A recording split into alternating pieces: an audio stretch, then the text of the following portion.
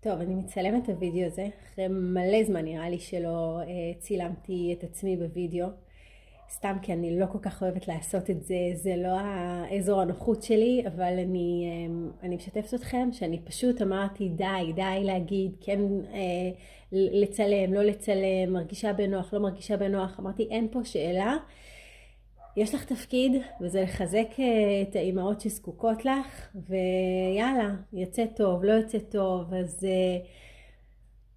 אני עושה את המקסימום שאני יכולה.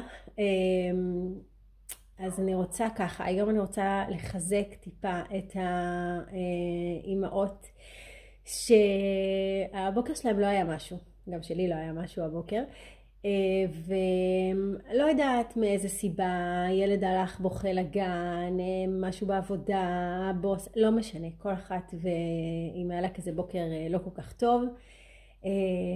אז איך נשפר את היום הזה? אז אני רוצה שכל אחת ככה תיזכר באיזה משהו אחד קטן שהיא אוהבת, או שעושה לה טוב, או שמעלה לה חיוך, ועושה לה נעים בגוף. וזה יכול להיות באמת כל דבר הכי קטן. זה יכול להיות הרגע הזה שאתן מגיעות לקחת את הילד מהגן והעיניים שלו נדלקות כשהוא רואה אתכן. זה יכול להיות הרגע הזה שפשוט הן יוצאות מהמשרד, יוצאות מהדלת של העבודה ואתן בחוץ. זה יכול להיות אמבטיה חמה ומפנקת שאתן אוהבות. זה יכול להיות איזושהי מנה שאתן ממש אוהבות לאכול ואתן ככה מתענגות עליה. אז פשוט את אותו רגע הזה שאתן כל כך נהנות בו וכל כך אוהבות, אני רוצה שתדמיינו אותו. תנסו להיזכר ברגעים הנעימים האלה ומה זה עושה לכם בגוף ואיזה כיף לכם.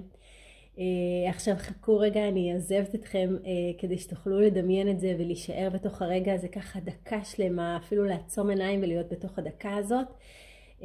והדבר הזה הולך לשפר לכם את היום ולעשות לכם נעים יותר בגוף.